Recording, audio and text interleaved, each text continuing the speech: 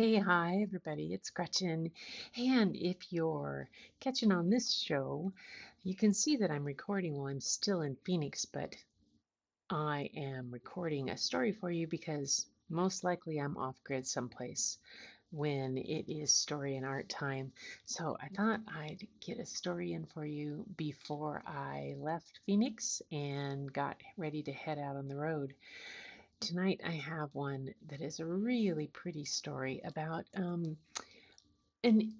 a, a little girl's learning the history of her family in Taiwan, and I found it fascinating. Again, we're going to apologize right off the bat because I most likely am going to get pronunciations not quite accurate, but I will do my best. So let's see how this goes, and welcome to this next one. Here we go. And, oh, almost got it. Let's see if I can get there. There you got it. It's called Wild Green's Beautiful Girl, and that is the name of this story. It's the early days of summer. Oops.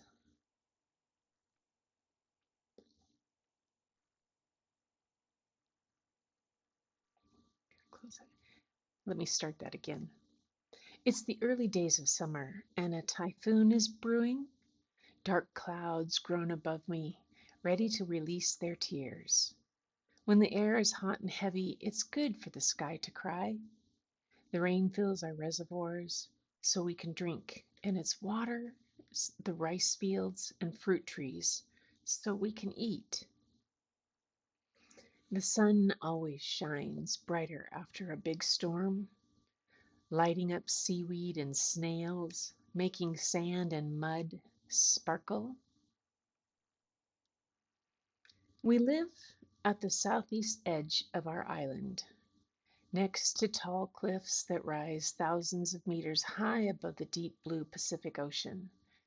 Visitors tell me it looks like the coast of Hawaii, or the bluffs of California, or the shores of New Zealand. I tell them it looks exactly like itself. Taiwan, the beautiful island where the mountains meet the sea. Today I am helping my Ina, my mother, gather greens from our garden. I'm finally big enough to follow her instructions. When I was little, my hands were too small and clumsy to be useful, and I was always wandering away, chasing dragonflies. Chinese people call this place Taitung, but our people, the Amis tribe, lived here first. We call it Falanga, our home. Hurry, let's gather as much as we can, my Ina says. The rain is coming.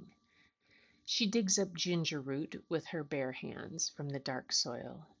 We will slice it into discs and add it to sweet potato soup. I harvest bright green scallions with a pair of scissors.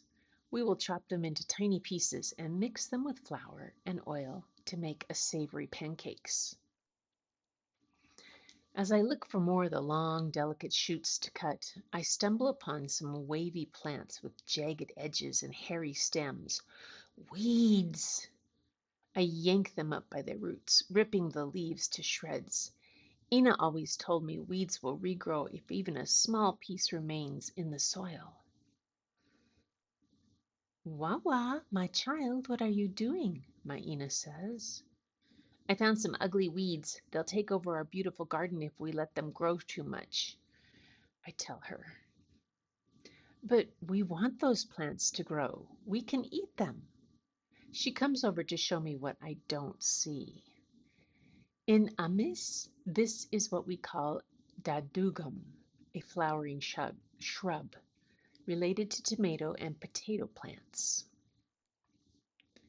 Some people boil it in soup, adding pork bones and garlic for flavor. Some people cook it with bits of fat and beef. Some people even use the juice of the plant as medicine for healing.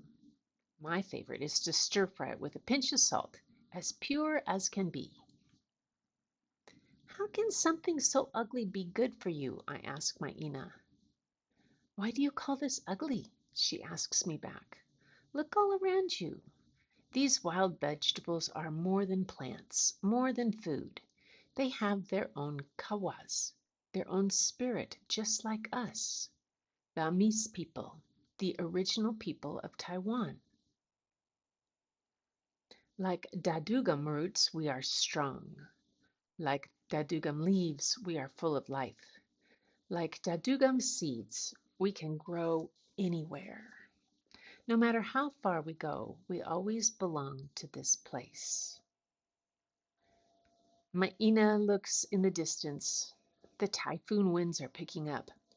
Let's see how many dadugam leaves we can pick before the rain comes down, she says. Together we count leaves in Amis, a language I am slowly learning since they only teach us Mandarin and English in schools. Zizai, Dusa, Duru, Sipat, Lima, Inem, Bido, Falo, Ziwa, Burua. My stomach growls. I lose track of how many dadugan leaves I'm picking and daydream about what else we will eat for dinner. Maybe we'll eat hakak, a sticky rice ball that you squeeze in the palm of your hand. My faki, my uncle, nicknamed it moots moots, which means squish squish. Maybe we'll eat dali, steamed taro, peeled and dipped in sugar for dessert. Nowadays, most people in Taiwan don't tend to wild gardens. They go to grocery stores to buy frozen dumplings or instant noodles. Vegetables are usually wrapped in plastic or tucked into styrofoam. Sometimes they go to the night market for deep fried chicken and meatballs. We are grateful to have our own plot of land outside the city, overgrown and messy, tangled with roots, greens, flowers, and herbs that nourish us. My mother's basket is full of food now. So this is called dadugam, I repeat gently, touching our edible weeds. I asked my mother to teach me more words in her language. What do you call these? I asked, pointing down to the little snails at my feet. Those are zumuri, clinging to your toes the way you cling to me when you were a baby. What do you call those? I point up at the thunderclouds. Those are duem, grumbling and dark, like when you are in a bad mood. And what do you call this? I ask again, pointing to the raindrop rolling down my nose. Well, that's just makapahai, she says, as the skies finally open up. Beautiful.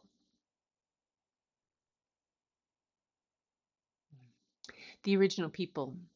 In every place, the first people who lived there are often called Aboriginal or Indigenous. In Taiwan, they are the Yuanzhuming, meaning original people in Mandarin. My mother's tribe, the Amis, is one of Taiwan's 16 officially recognized indigenous tribes, even though historically there are many, many more. Each had their unique culture, language, and way of for thousands of years. Historians believe that the Amis lived in eastern Taiwan for about 5,000 to 6,000 years before other settlers arrived. They grew crops like sweet potatoes and millet, and they have a rich artistic tradition filled with music, dance, and weaving. In Amis society, men and women have equal parts, but family organization has special rules. Women, as important leaders, make big decisions. For example, mothers own houses and land, passing property to the eldest daughter as they age.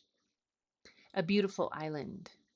In the 16th century, Portuguese explorers were struck by Taiwan's beauty and named it Ilha Formosa, or Beautiful Island.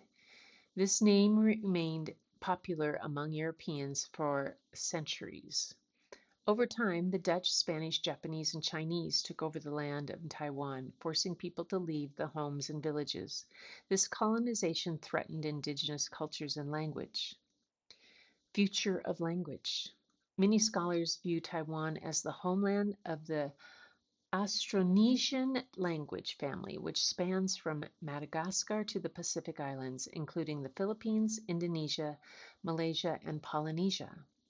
Sadly, the Amis language, part of this widespread language family, is endangered, with few speakers remaining. Preserving the Amis language is vital to keeping their history, stories, and traditions alive for future generations. And this was Wild Green's Beautiful Girl, written by Erica Lee Schlaikjer and illustrated by Xinyi Chu. Oh, what a beautiful, beautiful book. And there. I hope you guys enjoyed that one. I love the whole cultural with gardening and the growing and how it helps that tradition. But that I never knew that about Taiwan and the languages and the vast culture. It's another one of those things that we just sometimes don't pay attention to other cultures and other traditions and the richness that they bring to our own. Wow. Anyway, that was Story and Art for today and for me on the road. Thank you so much, Bucket Fillers, for being here. I hope you enjoyed that story of beautiful, what was it again? I'm trying to figure out the name of it again. Uh, Wild Green's Beautiful Girl. Yes, that's the story. Wild Green's Beautiful Girl. It was a pretty one. I liked it. I liked the illustrations, the garden, and plus the fact that they had it in multiple languages on the pages was wonderful. I did the best I could on reading. The pronunciation probably got them all wrong, but at least the story got out there. So, everybody, thank you so much for being here and for being on this journey of story and art. I hope you have a wonderful time over the next few days until I'm back with you again for another story and art, whether it'll be a premiere or whether I'll be live. It'll just depend on whether I'm on grid or off grid on my trip across the country in our van. Whoa! Quite the adventure.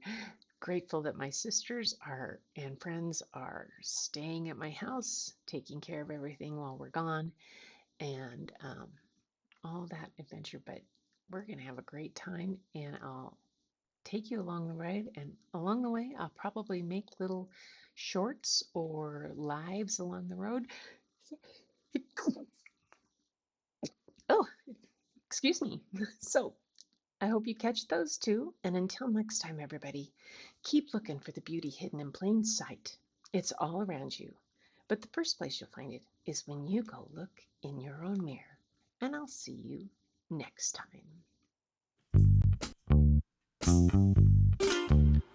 Not you, not her, not him or them gon' stop me from getting mine now. Not you, not her, not him or them gon' silence my rising inner child. And every time I look up in the sky, I know it'll be alright. Yeah. And every time I look up in